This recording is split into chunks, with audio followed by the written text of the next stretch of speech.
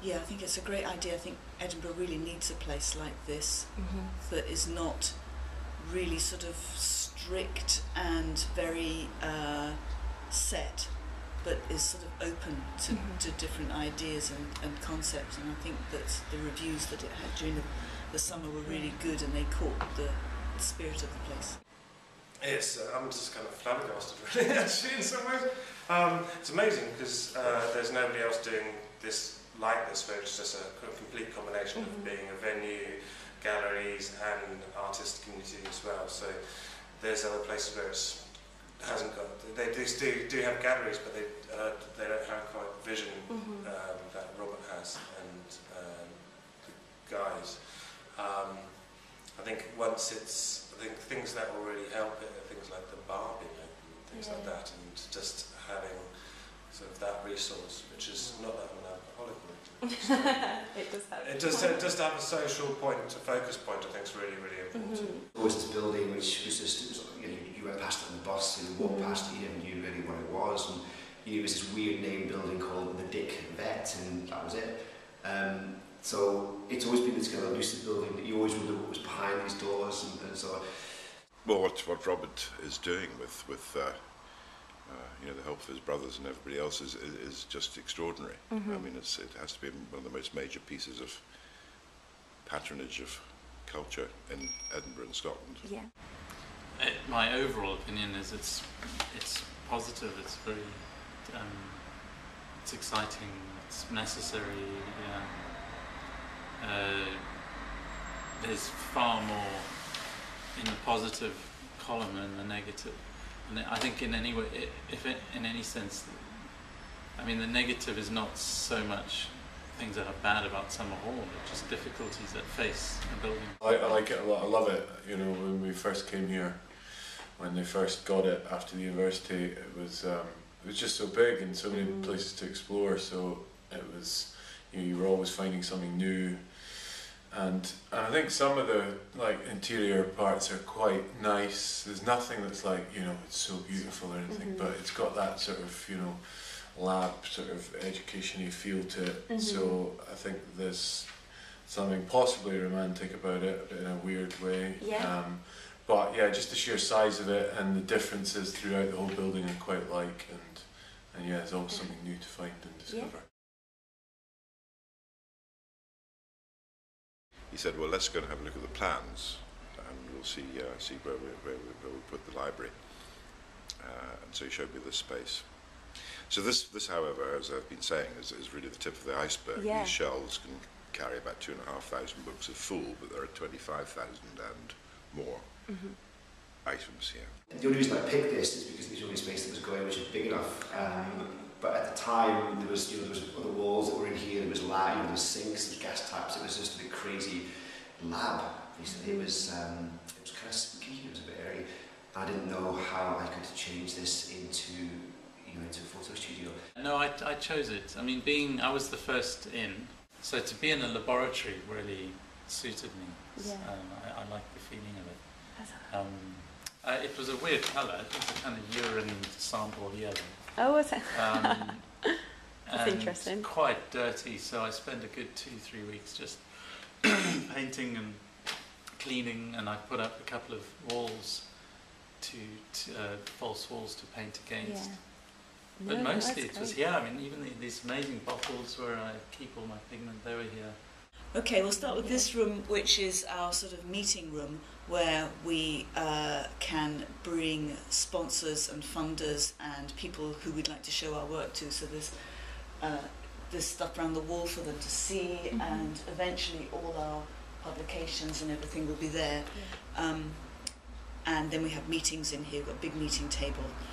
Next door is our main office, and there's 6 or 7 of us who work in there full-time and part-time. And then we also have one of the stables down in the courtyard, and that's where our technician works with putting together the creative arts projects that we do with children. I just got shown around first of all, and there was possibilities of spaces, and then it all went quiet and it changed, and then this is the only space that was big enough for me. And I came in here and it was a hung ceiling, and I thought about it. I didn't. My initial reaction was, well, it's not quite. It would be nice to have a bit of a higher ceiling, and there wasn't much light.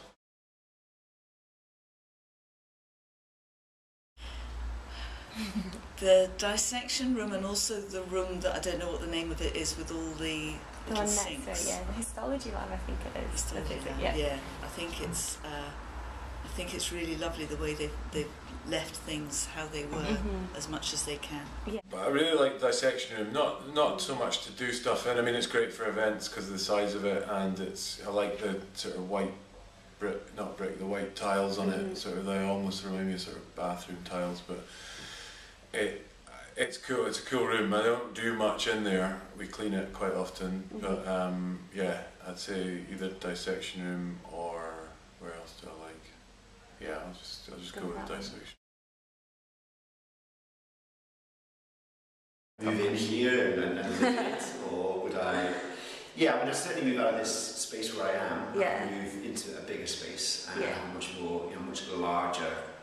Because the actual summer hall itself, the main building is there's some vast rooms and that would be fantastic to be able to turn into a studio. But honestly, I do not know what I would do with it. I mean, it's hard to say. It'd be great to move in and actually live in here and have a big green patch in the middle and so on. But I think now it's been turned into this. It's hard to imagine what else you could turn it into.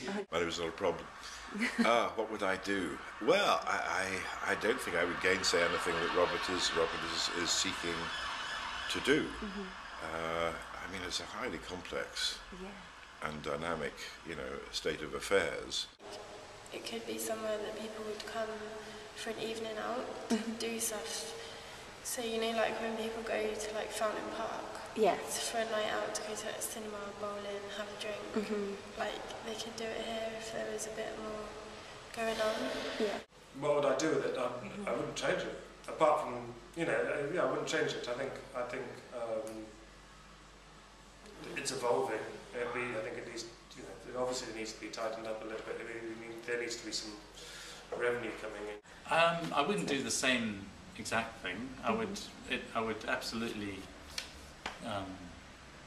use it in the same way. I mean, I'd use it for the arts, dance, theatre, music, drama, painting, visual arts, film, and education, which is how it's coming. Personally, being a bit younger, there are one or two spaces which I think should be a regular club, not kind of cheesy George Street nightclub, but sort of Berlin style clubs which happen maybe once a week or twice a month or something. Because I think actually to generate the intensity of community, you want to. It can't just be a space for work. I think it needs to be a space for play. Yeah. I'd probably, if I could, have like a massive club in it, restaurant. I'd have my house in one part of it. I'd have like basketball courts, and I'd make it just sort of lads' den.